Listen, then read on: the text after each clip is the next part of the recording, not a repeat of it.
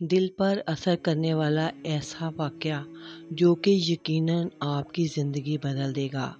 وہ کون سی آیت تھی جسے پڑھ کر خلیفہ ہارون رشید کے بیٹے کی زندگی مکمل بدل گئی؟ خلیفہ ہارون رشید کا شمار اسلامی تاریخ کے عظیم اور عادل حکمرانوں میں ہوتا ہے۔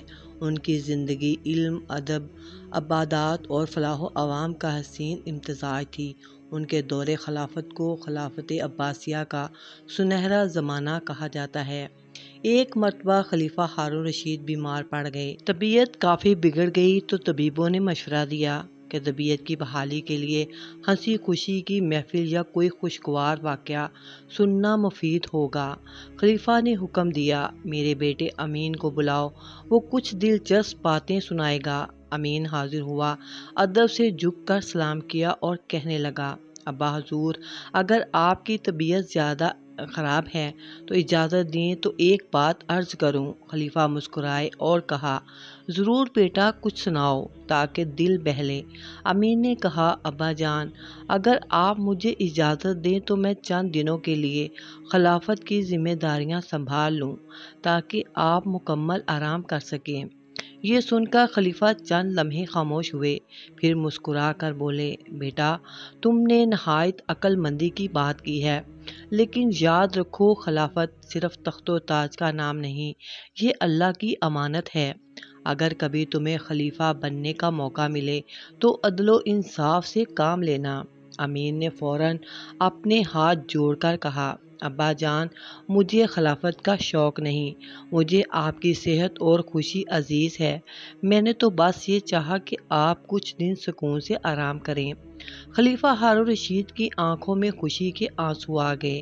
انہوں نے بیٹے کو سینے سے لگا کر کہا، جس بیٹے کو اپنے باپ کی صحت اور قوم کی خدمت کی فکر ہو، وہی خلافت کا اصل حقدار ہوتا ہے۔ یہ واقعہ ہمیں سکھاتا ہے کہ اولاد کی اصل خوبی والدین کے ادب اور خیر خواہی میں ہے۔ حکمرانی شوق یا غرور نہیں بلکہ امانت ہوتی ہے۔ خاندانی تربیت انسان کو بادشاہوں کے تخت سے زیادہ عظیم بنا سکتی ہے۔ والدین کی صحت اور خوشی کی فکر کرنا نیکیوں میں اعلیٰ ترین نیکی ہے۔ خلیفہ ہارون رشید کے کئی بیٹے تھے، لیکن تاریخ میں سب سے زیادہ معروف اور اہم دو بیٹے ہیں، امین محمد امین، والدہ زیبا بنت جعفر، عباسی خاندان کی معزز خاتون۔ امین کو ہارون رشید نے خلافت کا وارث مقرر کیا تھا۔ وہ ایک عیاش اور بہت ہی لاپرواہ انسان تھا، لیکن کیسے اس آیت نے اس کی ساری زندگی بدل کر رکھ دی، یہ واقعہ سنتے ہیں۔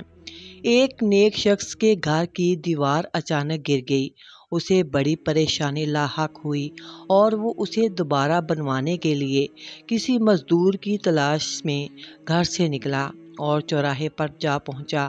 وہاں اس نے مختلف مزدوروں کو دیکھا جو کام کے انتظار میں بیٹھے تھے۔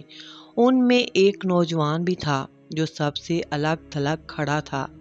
اس کے ایک ہاتھ میں تھیلا اور دوسرے ہاتھ میں تیشا تھا۔ میں نے اس نوجوان سے پوچھا، کیا تم مزدوری کرو گے؟ نوجوان پہلے تو پریشان ہوا، پھر اس نے جواب دیا، ہاں۔ میں نے کہا، گارے کا کام کرنا ہے؟ نوجوان کہنے لگا، ٹھیک ہے، لیکن میری 3 شرطیں ہیں، اگر تمہیں منظور ہوں تو میں کام کرنے کے لیے تیار ہوں۔ پہلی شرط یہ ہے کہ تم میری مزدوری پوری ادا کرو گے۔ دوسری شرط یہ ہے کہ مجھ سے میری طاقت اور صحت کے مطابق کام لو گے، اور تیسری شرط یہ ہے کہ نماز سے وقت مجھے نماز ادا کرنے سے نہیں روکو گے۔ میں نے یہ تینوں شرطیں قبول کر لیں اور اسے ساتھ لے کر گھر آ گیا، جہاں میں نے اسے کام بتایا اور کسی ضروری کام سے میں باہر چلا گیا۔ جب میں شام کو گھر واپس آیا تو دیکھا کہ اس نے عام مزدوروں سے 2 گنا کام زیادہ کیا تھا۔ میں نے بخوشی اس کی اجرت ادا کی اور وہ کچھ کہے بغیر چلا گیا۔ دوسرے دن میں اس نوجوان کی تلاش میں دوبارہ پھر وہیں چلا گیا۔ اس چوراہے پر گیا، لیکن وہ مجھے کہیں نظر نہیں آیا۔ میں نے دوسرے مزدوروں سے اس کے بارے میں دریافت کیا کہ وہ آج نظر نہیں آ رہا، تو انہوں نے بتایا کہ وہ تو ہفتے میں صرف ایک دن مزدوری کرتا ہے۔ یہ سن کر میں سمجھ گیا کہ وہ کوئی عام مزدور نہیں ہے بلکہ کوئی بڑا آدمی ہے۔ میں نے ان سے اس کے گھر کا پتہ معلوم کیا اور اس جگہ پر پہنچ گیا تو دیکھا کہ وہ نوجوان زمین پر لیٹا ہوا تھا اور اسے سخت بخار تھا۔ میں نے اسے کہا، میرے بھائی، تو یہاں اجنبی ہے، تنہا ہے اور پھر بیمار بھی ہے۔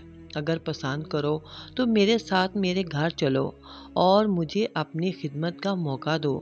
اس نے جب یہ بات سنی تو انکار کر دیا، لیکن میرے مسلسل اصرار کرنے پر مان گیا، لیکن ایک شرط رکھی کہ وہ مجھ سے کھانے کی کوئی شے نہیں لے گا۔ میں نے اس کی یہ شرط منظور کر لی اور اسے اپنے گھر لے آیا۔ وہ 3 دن میرے گھر قیام پذیر رہا، لیکن اس نے نہ تو کسی چیز کا مطالبہ کیا اور نہ ہی کوئی چیز لے کر کھائی۔ چوتھے روز اس کے بخار میں شدت آ گئی تو اس نے مجھے اپنے پاس بلایا اور کہنے لگا کہ اے میرے بھائی، مجھے لگتا ہے کہ اب میرا آخری وقت قریب آ گیا ہے، لہٰذا جب میں مر جاؤں تو میری اس وصیت پر ضرور عمل کرنا کہ جب میری روح جسم سے نکل جائے تو میرے گلے میں رسی ڈالنا اور گھسیٹتے ہوئے باہر لے جانا اور اپنے گھر کے ارد گرد چکر لگوانا اور یہ صدا دینا کہ لوگوں، دیکھ لو، اپنے رب تعالیٰ کی نافرمانی کرنے والوں کا یہ حشر ہوتا ہے۔ شاید اس طرح میرا رب عز و جل مجھے معاف کر دے۔ جب تم مجھے غسل دے چکو تو مجھے انہی کپڑوں میں دفن کر دینا، پھر بغداد میں خلیفہ ہارون رشید کے پاس لے جانا اور یہ قرآن مجید اور انگوٹھی انہیں دے دینا اور میرا یہ پیغام بھی دینا کہ اللہ عز و جل سے ڈرو، کہیں ایسا نہ ہو کہ غفلت اور نشے کی حالت میں موت آ جائے اور بعد میں پچھتانا پڑے، لیکن پھر اس سے کچھ حاصل نہ ہوگا۔ وہ نوجوان مجھے یہ وصیت کرنے کے بعد انتقال کر گیا۔ میں اس کی موت کے بعد کافی دیر تک آنسو بہاتا رہا اور غم زدہ رہا، پھر نہ چاہتے ہوئے بھی میں نے اس کی وصیت پوری کرنے کے لیے اس کے لیے ایک رسی لی اور اس کی گردن میں ڈالنے کا قصد کیا تو کمرے کے ایک کونے سے ندا آئی کہ اس کے گلے میں رسی مت ڈالنا۔ کیا اللہ عز و جل کے اولیاء سے ایسا سلوک کیا جاتا ہے؟ یہ آواز سن کر میرے بدن پر کپ کپی طاری ہو گئی اور میں بہت زیادہ خوف زدہ ہو گیا۔ یہ سننے کے بعد میں نے اس کے پاؤں کو بوسہ دیا اور اس کے کفن و دفن کا انتظام کرنے چلا گیا۔ اس کی تدفین سے فارغ ہونے کے بعد میں اس کا قرآن پاک اور انگوٹھی لے کر خلیفہ ہارون رشید کے محل کی جانب روانہ ہو گیا۔